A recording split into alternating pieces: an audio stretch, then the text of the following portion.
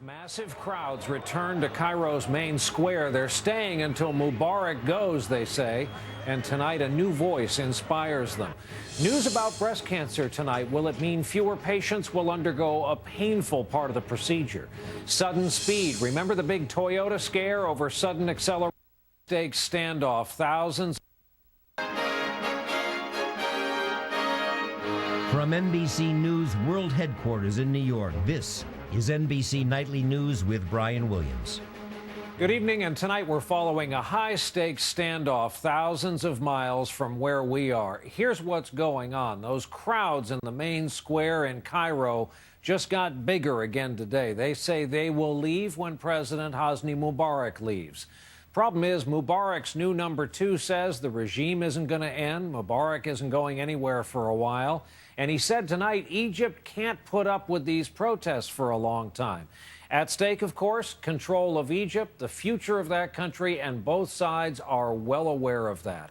Again tonight, we go first to our chief foreign correspondent, Richard Engel, in Cairo. Richard, good evening.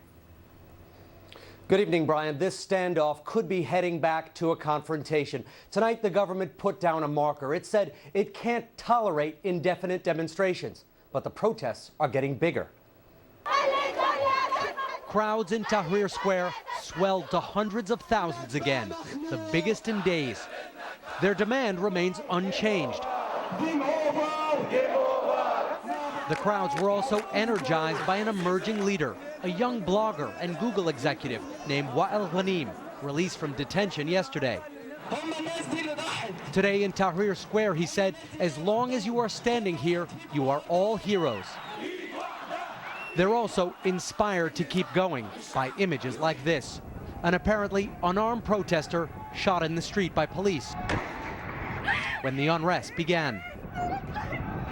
The government seems to be accepting this movement is not going away and publicly embracing it, up to a point. The new Vice President Omar Suleiman said today on television that Egypt is proud of its young people, but later warned that Egypt, quote, can't put up with continued protests for long, and there would be no ending of the regime and no immediate departure for President Mubarak. State television is also reinforcing a message of stability with non-stop patriotic programming, showing a harmonious, clean, high-tech Egypt.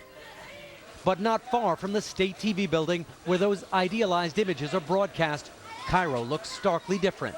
Narrow alleys, high unemployment, Cairo's chronic poor. This uprising is about democracy and political reform, but also economics. There are huge discrepancies between the rich and poor here, with entire neighborhoods of millions living in poverty. But just a few miles away are gated communities with multi-million-dollar villas, luxury getaways on Cairo's outskirts.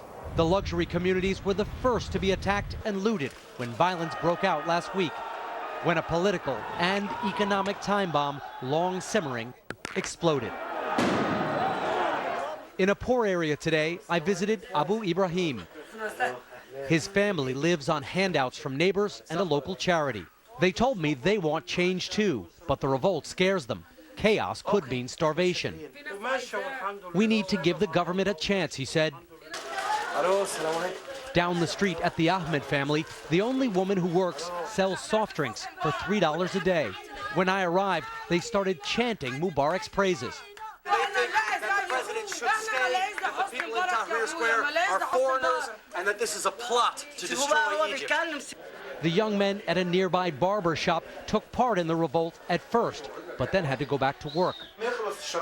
We've achieved what we've been asking for. Now it's enough, he said. The roots of this uprising run deep: poverty, government mismanagement, political repression. But many in Cairo are so poor they can't afford a drawn-out stalemate over President Mubarak's last few months in office.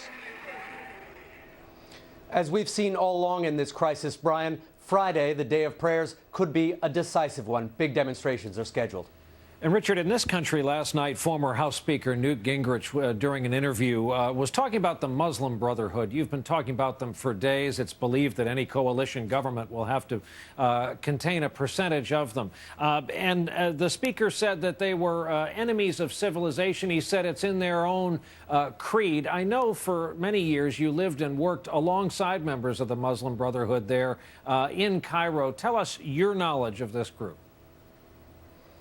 The group has about 20 to 40% support in the country. It's not al-Qaeda. It's not the Taliban. They do support Islamic law, but the people who are members of the Muslim Brotherhood wear business suits. It's much more akin to Hamas in the Gaza Strip. It's anti-American, it's anti-Israel, but it wouldn't kick all the Christians out of this country, but it would definitely take a more anti-American line. All right, Richard Engel, our veteran in that region, starting us off again tonight. Richard, thanks. There is a story about breast